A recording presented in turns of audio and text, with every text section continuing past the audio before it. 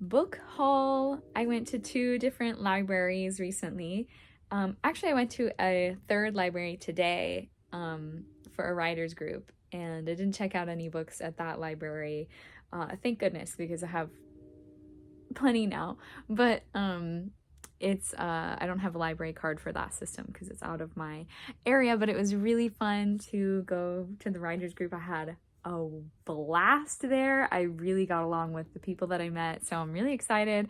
Hopefully I will make a video about that soon too, and talk about my experience. But I really want to talk about all the books that I checked out from the libraries that I visited, because I got so many that I'm really excited to read.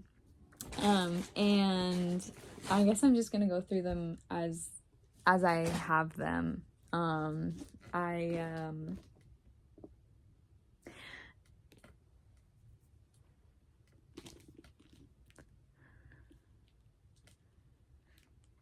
can't remember what I was going to say. Okay, so I have kind of a mix of fiction and nonfiction because I am really interested in nonfiction books, and they are very difficult for me to read because they really put me to sleep most of the time. It really depends on how it's written, like the narrative voice, or I guess not necessarily narrative voice, but just the author's voice, and the subject matter, because if it's something that I'm already really invested in, then there's a better chance that it won't put me to sleep. But some books, even on subjects that I'm very, very interested in, they just have the effect of, I don't know if it's the cadence or what it is, but anyways, I have a mix. So I picked up some books about writing because I want to get serious about my writing again, and I haven't done that for a while. So trying to spark some new motivation, and it's been working so far. So this one, I haven't cracked this one open yet. It's The Business of Being a Writer by Jane Friedman. I'm really excited to understand the business side better. That's something about the creative process of writing that has really intimidated me, especially because sometimes it's just about the connections that you have in the publishing industry, and I don't currently have connections into the publishing industry. So I'm hoping that this book will help me feel less intimidated and more informed. Sometimes I get worried that like an outdated book is going to be less helpful, but any information is useful information, especially because it gives me a jumping off point. So I'm excited to read that. In the same vein, I have The Writer's Handbook for Editing and Revision. This is by Rick Wilbur. So hopefully I can find more books about revisions and editing, because revising and editing my work is something that I definitely don't do like as a habit. I don't do it regularly. I don't do it seriously. I will just kind of do it when it comes up, sort of thing. And so I want to be more serious about actually revising my writing, because that's a huge portion of the writing process, is actually editing and revising what you've written. It's almost more important, almost, but not quite, more important than just the phase of actually writing stuff and getting stuff out and making rough drafts and all that. So, okay, very excited about those. Oh my gosh, this crochet book I'm so excited about, 100 Flowers to Knit and Crochet. I recently did some projects that are around flowers, different flowers. I did a sunflower project, and I also did a lavender project. I started a project for an American pitcher plant, and I got a little what was it? It wasn't even that I got overwhelmed. It was that I wanted to start over with a different shape, because I realized that the shape that I was doing it freehand, and the shape that I was starting to make was a different kind of potted plant. I forget, but it wasn't the American potted. pitcher plant. It wasn't the American pitcher plant. And so I wanted to start over, and then I got distracted because we had to move and I wanted to wait. So, but I was really excited about this because I also wanted to do some other flowers, including night sky petunias, I believe, and some other flowers for my friends. And I love crochet. I do know how to knit, but I haven't knitted for many years, so I'm not sure if I will try the knitted flowers in here. Maybe I'll try one out just to see.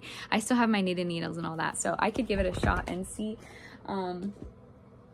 how it turns out, and I can update you guys on that. But I'm really excited to there are so many cute flowers and leaves and little butterflies and stuff in there that I want to learn how to crochet, because I really want to use them for my projects and make little bag charms and just, you know, little things like that. And I can sew them onto my other projects as little appliques. Yes, I got some graphic novels because they are so engaging to me, especially when I'm not even feeling drawn toward maybe regular fiction, or I just need something that's more visually engaging, or even just less visually stressing for my eyes, because I wear really thick glasses and my eyes are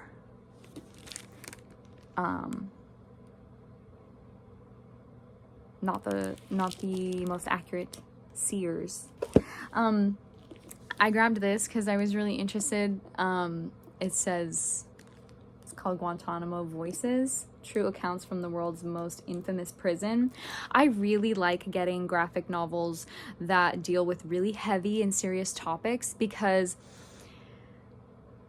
I get very emotionally invested in things in general. Just I invest emotionally very quickly, and that also applies to my reading matter, or reading material. And so graphic novels, rather than straight fiction or nonfiction, they really help me to engage in these heavier topics that can be too intense and cause emotional flooding when I read them in fiction or nonfiction. So, and when I do this, I might not even be able to read all of this. I don't know, but I grabbed it because I was really curious. I want to give it a shot. I want to try to read some, if not all of it. And so I'm excited to read it. It's edited by Sarah Merck. And it doesn't say who the illustrator is.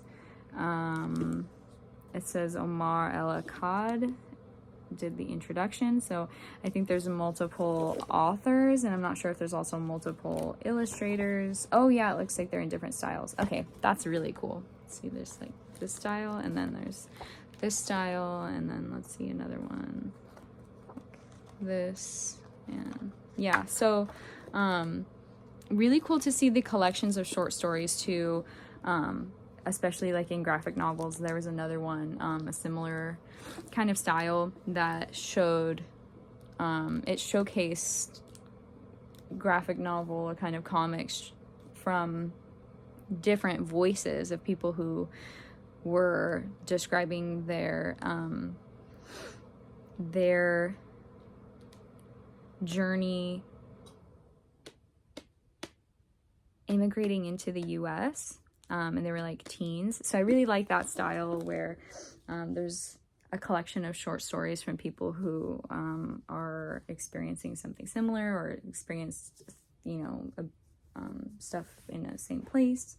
I think it's just a really, really good way to organize narratives. And then, oh, this is another writing book. I got this one because it says 1,000 words, and it's a writer's guide to staying creative, focused, and productive all year round, which is helpful because I have ADHD and memory problems, and just organization of my energy can be really tough and confusing for me. And this book is it kind of talks about this movement that someone started kind of accidentally, two people who wanted to write with each other and hold each other. They wanted to be each other's accountability partner for writing and for writing a certain amount, because they wanted to like kind of take their writing more seriously and organize their energy in it actually, and kind of get momentum. And so they started writing 1,000 words each day. And so I really want to try that. And I started today, and I stopped because I wanted to go to that writers group, which is kind of ironic. But if I'm not too tired today, maybe I can try to write the rest of my 1,000 words for today, or I can pick up tomorrow and start tomorrow. And I can just maybe write as close as I can get to 1,000 words each day. That is a little bit more accessible for me. And if I get to 1,000 or over 1,000 words each day, that would be really cool. Anyways, I'm very excited about that one. I also got this book from the nonfiction section that I'm not sure, again, how much I'll be able to read. This one more so for the reason that I mentioned of nonfiction just tends to make me sleepy. But this book is, I'm really excited about it. So there's a chance that it could really draw me in and not make me sleepy, which I'm hoping. But basically it's called How to Live Free in a Dangerous World, a decolonial memoir by Shayla Lawson. And it says in the book jacket that Shayla Lawson is a poet, which is really exciting for me because usually I love reading poetry, and usually books that are written with a semi-poetic voice engage me more fully and excite me more. So I thought that that would be an interesting read for me. And it basically, the book talks about, another thing that I remember that I got really excited by is that when I was reading the summary, I realized that the author is also using they, them pronouns. So I don't know if they identify as non-binary or gender fluid or gender queer or transgender. I don't know what, I would have to look up the author and check which word describes them best. But I think that's really neat because I'm gender fluid and I use they, them pronouns. So it's really exciting to read other authors who also relate to the gender experience of not fitting into the gender binary. And I'll just read a little bit of the summary. It says, in their new book, Shayla Lawson reveals how traveling can itself be a political act when it can be a dangerous world to be Black, femme, non-binary, and disabled. With their signature prose, at turns bold, muscular, and luminous, Shayla Lawson travels the world to explore deeper meanings held within love, time, and the self. Yeah, I'm really excited to read this and share more about it on my channel and how it goes reading it. Also, this is kind of funny why I picked this up. I picked it up because I just happened to notice it when I was passing the, I think, philosophy. I can't remember what section it was, honestly, because I just saw it on the shelf and it caught my attention because I'll be really totally honest with you. The only reason that I know the name Khalil Gibran is because of the Boondocks. I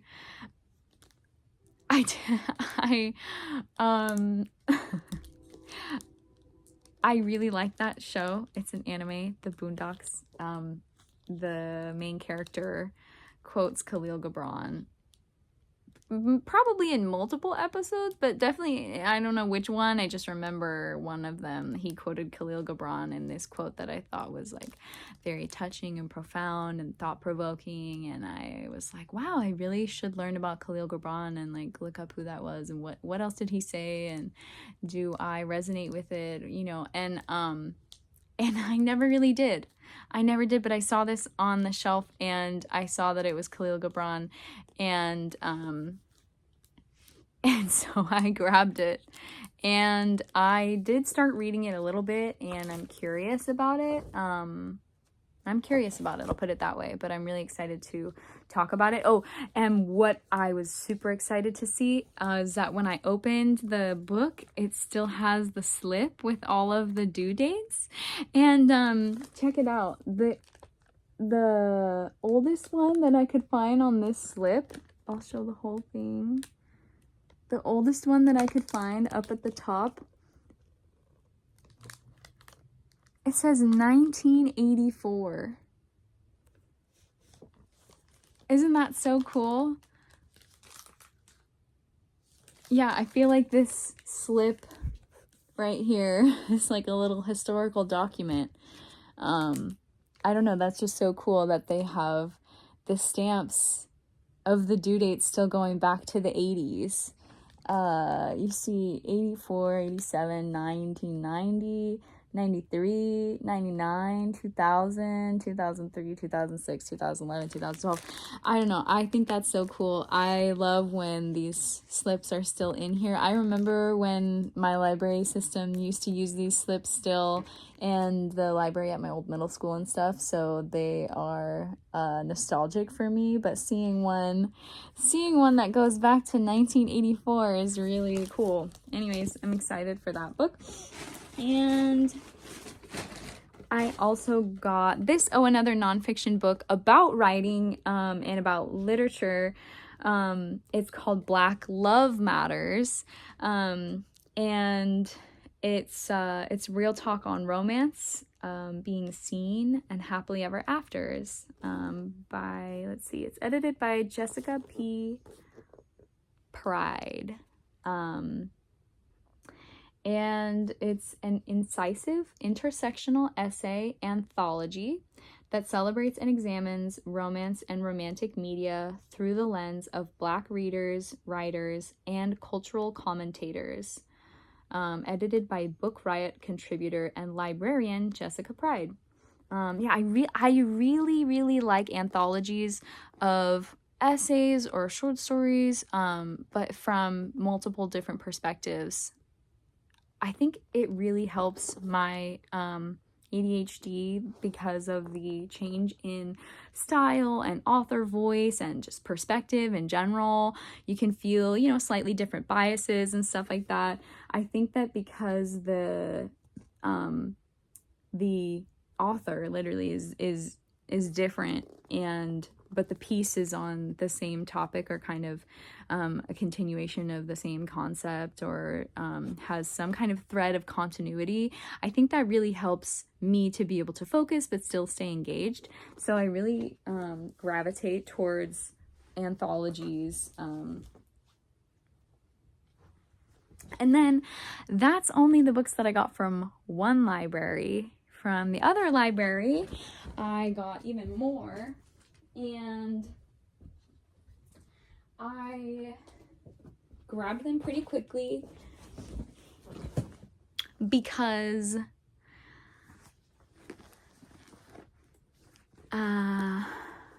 I can't remember what we went to the library for, but we weren't planning on being there super long. And I sometimes like to browse the catalog and choose what I'm gonna check out and then go grab it from the shelves. And I did that with one book here, but not the rest of them. And so some of them I am really excited about, and some of them I'm not even sure how much I'll like, but I just really wanted to give them a try. So I got a lot of large print from this library because they had a really big large print section, and so I thought that there would be some good ones to choose from, but I did end up choosing one that I kind of like looked up on the catalog first. I kind of was looking at summaries to see what I would like, so that I wasn't wandering the aisles blind. And large print fiction is great for me. I don't know if you have ever tried it, or if you have any vision, if you use vision aids like contacts or glasses like I do, if you have a vision disability like I do or you don't.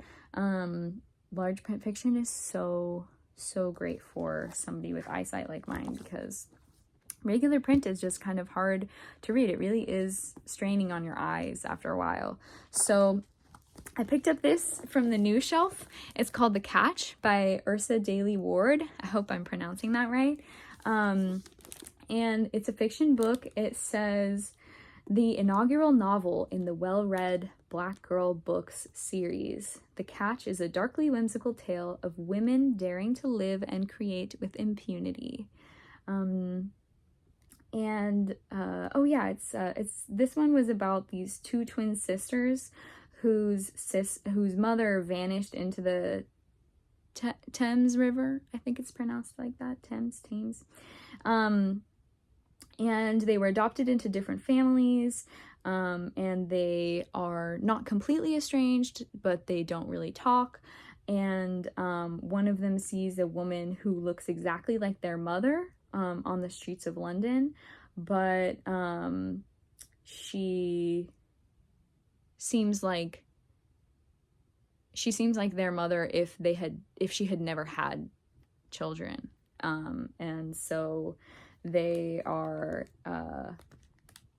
she tries to talk to her sister about it, and I think her sister kind of gets upset that she brought this up, and then this woman kind of gets involved in their lives, and I'm really interested. I'm interested in the kind of mystery behind it, of what happened to their mother and why this woman is appearing and seems like their mom. And I'm really interested in the title, The Catch, because you can see it kind of has this cover that looks like water, and the way I already started reading it, I'm only about 20 pages in, and the way that it's organized and formatted is interesting, because already on page 7 there's this line that says a fish in the sea, and I'm wondering if this whole book has to do with this moment. So I'm really excited about that. I'm not sure where it's going, but I'm also, which one do I do next? This one was the one that I pulled from the catalog description of it. It seemed interesting. The summary in the catalog said that it was about a woman who wants to, if I can remember, a woman who wants to like look into her husband's death, mysterious death or something, but then she gets caught up in something going on with the FBI, and there's this crazy conspiracy, and it just sounded like engaging and fun. So I thought I would read it for that reason, because it just seems like kind of an exciting read. It's called Invasion of Privacy by Christopher Rank, and I honestly was really trying to find a large print fiction book that didn't look like it was obviously made for one of the binary genders. You know what I mean? Like, there's a lot of large print fiction that is aimed toward an older audience and can be heavily gendered, which is fine for some readers. It's not what I desire. It's not what I prefer. I also grabbed this large print book by Amy Tan because I read The Kitchen God's Wife by Amy Tan. I actually don't know if I ever finished it, but I got really far. I loved her writing style and the level of detail. It does get a little overwhelming sometimes, but this one seems pretty small for a large print fiction book, and for an Amy Tan book it seems pretty short, so I thought it might be a little bit more digestible for me. And I really liked the summary. It says, in memories that rise like wisps of ghosts, Luling Young searches for the name of her mother, the daughter of the famous bone setter from the mouth of the mountain. Trying to hold on to the evaporating past, she begins to write all that she can remember of her life as a girl in China. While tending to her ailing mother, Luling's daughter Ruth, a ghostwriter for authors of self-help books, while tending to her ailing mother, Luling's daughter Ruth, a ghostwriter for authors of self-help books, discovers the pages her mother wrote in Chinese. Transported to a backwoods village known as Immortal Heart, Ruth learns the story of Luling's tumultuous and star-crossed life and the curse Luling believes she released through betrayal. Within her pages awaits the truth about a mother's heart, what she cannot tell her daughter yet hopes she will never forget. So interesting. I also grabbed this. I'm really excited about this graphic novel that I found, probably in the young adult section, because a lot of times they have the graphic novels over there. It's called Navigating with You. Nisha Sparks is a disabled vocal community activist. Relatable, amazing, with a passion for costume design. Gabby Graciana is an optimistic surfer and, like Nisha, a new kid at school. When the two girls discover that they like the same manga series, Navigator Nozomi, they become more than just fellow new kids. But it was more than just having read the same book series. Neither of them had finished it. Soon they become new friends on a mission to track down the remaining Navigator Nozomi books. This slice-of-life romance follows the two girls as they adventure across North Carolina to find each book with their story intercut by the tales of Navigator Nozomi. Nisha and Gabby find more than just the books, though. They find acceptance, friendship, understanding, and love. I love these kind of graphic novels. Slice-of-life, little romance. Especially books that feature disabled and queer characters, because I relate very deeply, and sometimes, often we are underrepresented in books and novels and literature. So this cool graphic novel that I saw that caught my eye, it's called The Well. It seems to be about a girl who gets in, she steals coins from a magic well, and then has to go on a journey to kind of to make up for it, to repay the well, the coins. Yeah, it looks really cute. I like it. It looks like fun read. And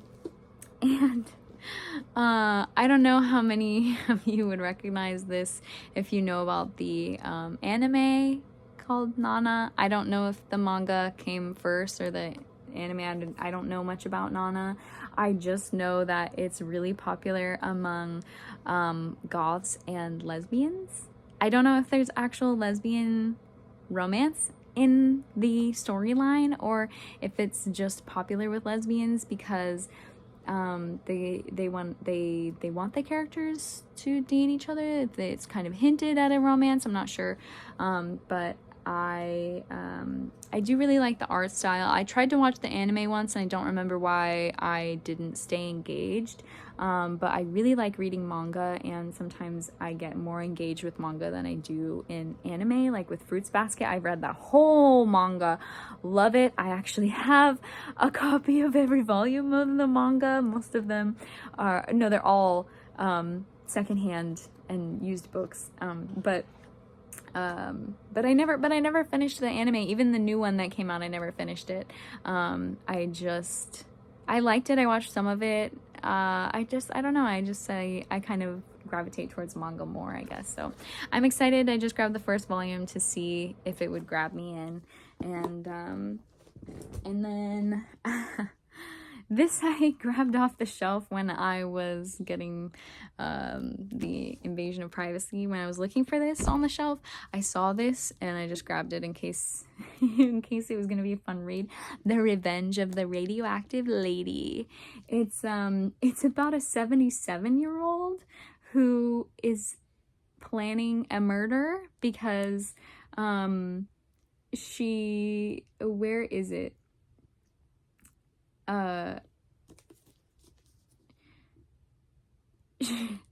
She she wants to kill this guy who gave her a quote radioactive cocktail as part of a secret government study that had horrible consequences.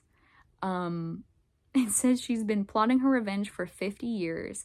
When she discovers his whereabouts in Florida, she hightails it to Tallahassee and moves a block from where he lives with his family and begins like inserting herself into his life, I guess so that she can like enact her plans of revenge and murder. And then it says that she has no idea what she's getting herself into, so I don't know what comes about that, but it sounded like a silly, fun, interesting read, so I grabbed that one too. And then